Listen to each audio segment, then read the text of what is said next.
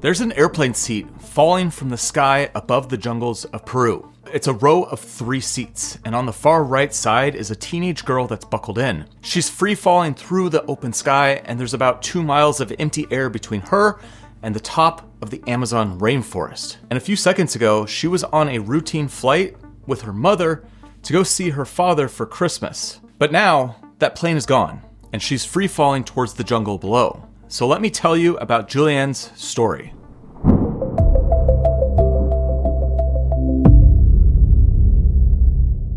Now, real quick before we get into it, if you're into stories like this around survivals, mysteries, or the strange corners of our world, told in the way you would tell them around a fire, then make sure you hit that subscribe button because that's what we do here on this channel. Juliane Koepcke was born in Lima, Peru, 1954. Her parents were both German zoologists, and they were not just your weekend nature people. When she was a teenager, they left the city and built a research station deep in the rainforest. It's a place called Panguana, named for a special bird that lives on the forest floor, and it was her mother's favorite. Juliane spent a year and a half here being homeschooled and learning to live in this interesting corner of the world. She became comfortable with the sounds of the forest. She learned what's dangerous, and she learned how to exist in a place that is kind of unnatural to the outside world. She said later in an interview that she had been afraid that it would be a dark jungle, but it wasn't. It was a sunny forest by a river. And she said something else that was interesting. The rainforest is not the green hell the world always thinks it is. Now, Juliane goes back to Lima to finish her school. She's 17. She wants to study zoology like her parents, and she asks them if she and her mother can stay in the city a little bit longer. This way, she'll be able to make it through graduation and even be able to go to prom. The two of them will fly out to Pucallpa on Christmas Eve and spend the holiday with her father out at the station. Now, being Christmas Eve in Lima, Peru, the flights are packed. The only seats that they could find are on an airline called Lanza. Her father had already told them not to fly on that airline. Lanza planes have gone down before, and it really wasn't a hidden fact about this airline. This airline had only had a short run, and they've had some pretty bad accidents. In Peru, people even had a little rhyme for it. Lanza si Lanza de panza. Lanza lands on its belly. I remember that we started the day with mixed feelings. On the one hand, we were glad we had managed to get this flight. On the other, we were worried and anxious because Lanza had such a bad reputation after 2 previous crashes. But because of the situation, they book it anyways. They really had no other choice. Her mother says, not every plane is going to crash, and they just want to be with their father for Christmas. Now, the dress that Juliane's wearing on the plane is the one that she saved up for her prom. It's sleeveless, it's short. The flight was only supposed to take about an hour. So December 24th, 1971, Christmas Eve, Lanza Flight 508, Lima to Pucallpa. Everyone is already pretty agitated when they get on board.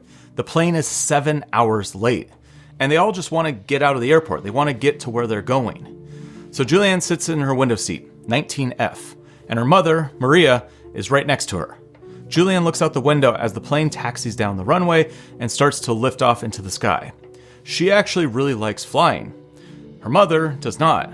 Now, Maria is a biologist, and her focus of study is on birds. Birds are basically her whole life. And she used to say that for a metal bird to be up in the sky, it just felt unnatural. Outside the plane, the clouds are starting to grow darker. But the first part of this short flight is just a normal, everyday flight. And then they go into a cloud that feels so dark, it almost made it feel like night in the middle of the day. And there was this like ominous cloud that falls inside the cabin. And her mother says quietly, hopefully this goes all right. The plane starts jumping and dropping. Turbulence. But it's more than their comfort zone. It's more turbulence than you've ever experienced. Within a few minutes, something just doesn't feel right. Overhead bins are bursting, luggage comes down, gifts, flowers, Christmas cakes are flying through the cabin. Light pierces the darkness outside, and you can see flashes of lightning. Juliane is terrified at this point. She and her mother hold hands, but they cannot speak. They're just holding, wishing that the lightning and turbulence would just stop and they could get through this. Other people start to cry in the cabin, and then they start screaming. And then she sees it. A blinding white light on the right wing, and it's out on the outer engine. At that moment, my mother screamed, "This is the end." And exactly what happened after that, I can't say. Those are the last words Juliane will ever hear her mother say. The plane goes into a nosedive. Pitch black, people are screaming all around. The roar of the engines is so loud it's the only sound that fills her head. You can hear the force of metal twisting and grinding and breaking, and it's mixing in with that heartbreaking sound of all the passengers around. And then the noise stops.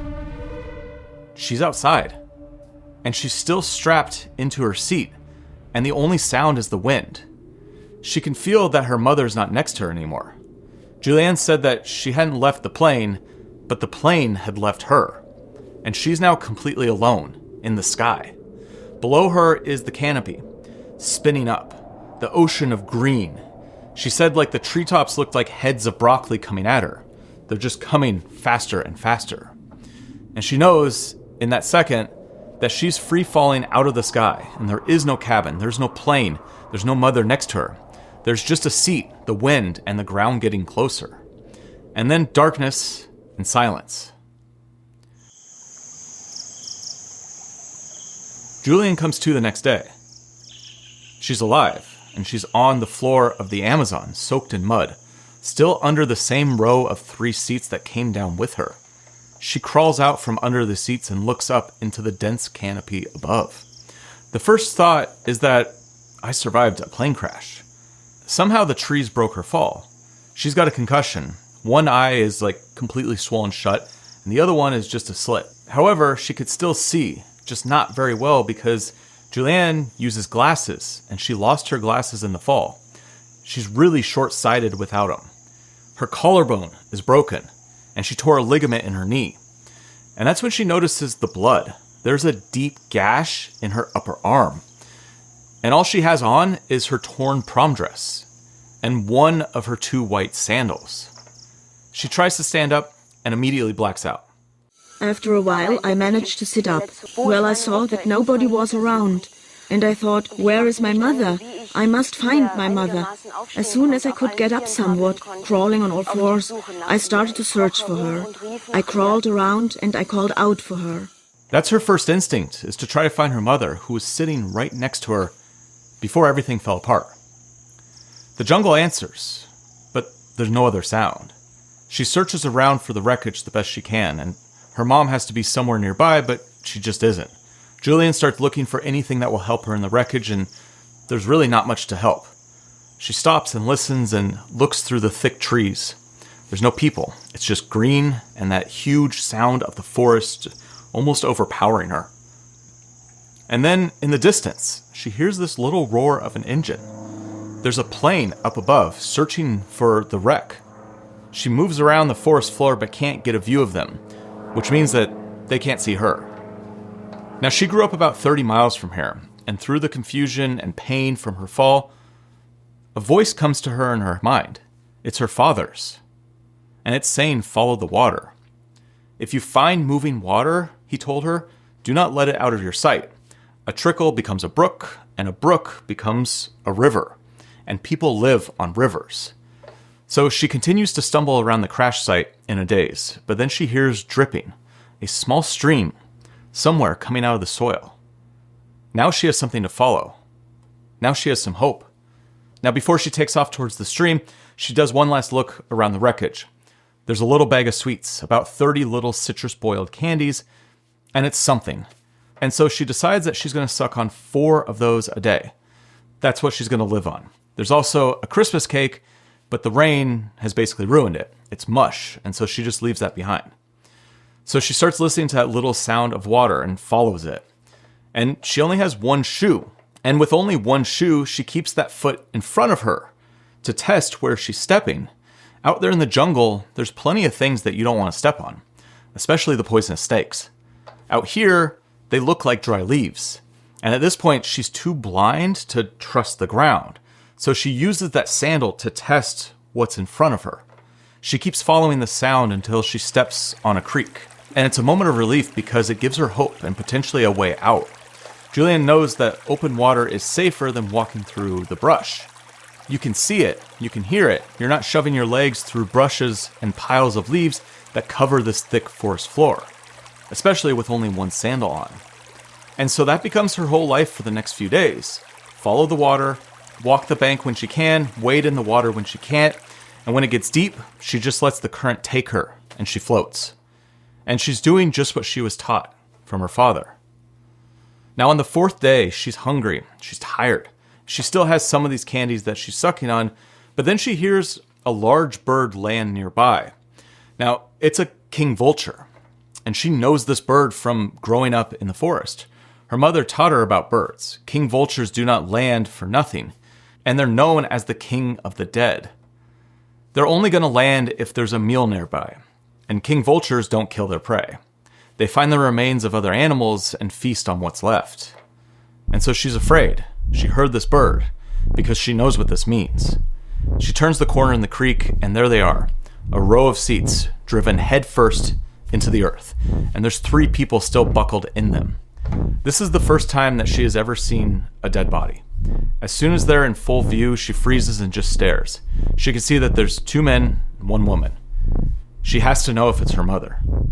So she gets herself closer, and she touches the body with a stick. The woman's toenails are painted. Her mother never polished her nails. And she feels this wave of relief. But then she feels bad for feeling that, because in front of her are 3 people that didn't survive the crash. So she keeps moving. A few more days pass by and the sweets run out. And after that, it's only water. She swallows so much dirt and sediment from the creek that her stomach feels full, but she's actually not eating anything. And it rains several times a day, night. In that dress, she's cold, like freezing cold out here. She's got nothing to keep her warm. And throughout these days, she continues to hear search planes overhead, buzzing, looking for the crash. The whole country is looking for any survivors, but it doesn't matter because the canopy is so thick. The whole airliner is invisible from above, let alone one girl walking through the forest. So after a few days, she stops hearing them, and the sounds of the jungle start to take over. She understands what that means. If she's gonna get out of here, she has to walk out. To her surprise, after more than a week of walking through this jungle, sleeping on the forest floor, she hears the sound of a river in the distance. And with it, she hears the sound of a wheezing call that she knows, a hoatzin. These are chicken-sized birds that nest on the banks of big bodies of water. And that's her mother's knowledge coming back to her again. She followed her father's wisdom, and the creek has done what he said it would do. The banks of this river are full of life, howler monkeys, deer, caimans sliding in when she comes near. And she knows what that means too. You don't see animals like that close to people. They avoid people.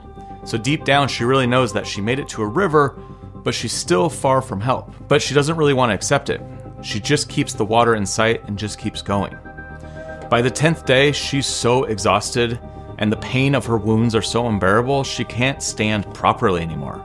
She drifts along the edge of the river, and she said she felt so lonely. She's 17 years old, drifting down this river in a dress from a dance with one shoe, and it was like being in a parallel universe, far away from every human being. Juliane's starting to think that this is as far as she's gonna get. But as she's floating, she sees off in the distance, there's a boat. I thought, this can't be real. Have I gone crazy? Is this a hallucination?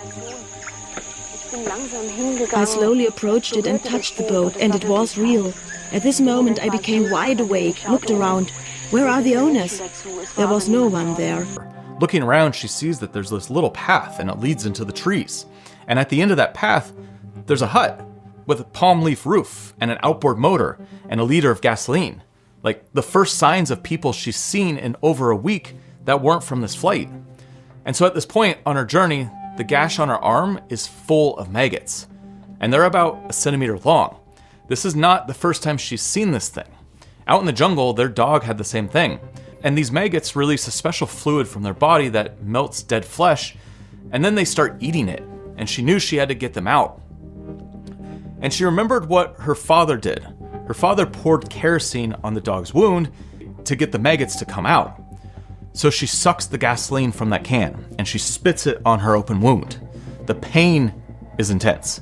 The maggots squirm and surface, and she's able to pull about 30 of them out. And later in an interview, she said she was very proud of herself. Juliane decides to rest and spend the night here. Now, part of her has already given up. She remembers thinking that she's probably going to die here, and this was as far as she was going to get. But at least she had shelter for the night, and there was some indication that there's people out here. But the next day she hears voices. She said it was like hearing the voices of angels, the first people she's heard in 11 days. They're men who worked out of the hut, forest workers. And when they approach her, they actually stop talking. They're a little bit afraid of her. One of them later says that he thought she was the Yakamama, which is a water goddess, because she was blonde. Her eyes have gone red, and she's in a place where no white people live. And the reason it terrified them is the Yakamama is a serpent creature that has this powerful force to create whirlpools to swallow boats, and possesses a magnetic or hypnotic pull that draws in its prey. But Juliane breaks the fear. She introduces herself in Spanish, and she tells them her name. And she tells them that she was on that Lanza flight that went down. They've heard about this flight and immediately understand what's happening. They treat her wound, they feed her, and the next day, they put her in that boat and take her downriver to a hospital. 11 days after she fell out of the sky, she was safe. Now at the hospital, she sees her father for the first time. He can barely talk, and at first they just hold each other. But then he starts looking for news of her mother, and he doesn't stop until he knows what happens. 92 people were on that plane. Juliane was the only one who walked out alive. On the 12th of January, they found her mother's body. Her mother had been beside her on the way down, and apparently she also lived through the fall, but she was hurt so badly that she could not move. And where she landed, no one came, and she died in that spot a few days later. Juliane said she dreads to think what those last days were like being alone on the jungle floor. When she got out of the hospital, the press turned her into a spectacle. In Peru, people recognized her on the street, asked to touch her. They printed interviews she never gave. Some of them said she ran off and left all the injured people behind. And everything that was happening in Peru was too much.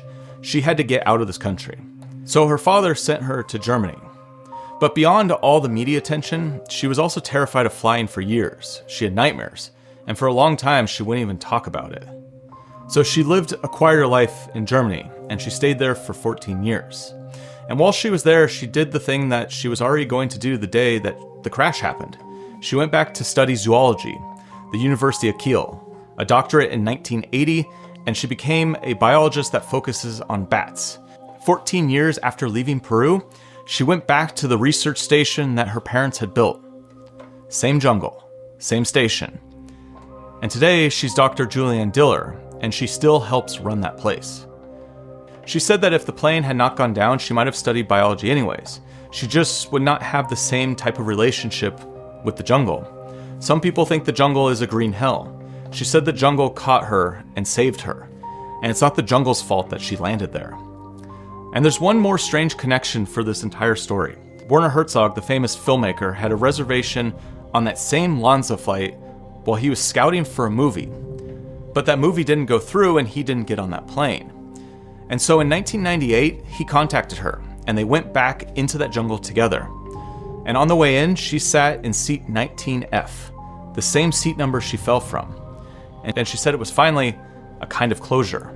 Now there's a question she has that she'll never be able to answer. She said it still haunts her to this day. Out of all those people, and her mother right next to her, why me? Now it's an answer she'll never get, but it's the same question we all end up wrestling with in one form or another. Why me? For whatever it is that lands on us in life. Why was I the one that this happened to? Why did I make it out? And why someone else didn't? There's usually no answer to that, but there's always a choice to keep going. And when you don't have your whole way forward, what carries you is the wisdom of the people who came before you. The things that people who loved you taught you, long before you ever knew you even needed them.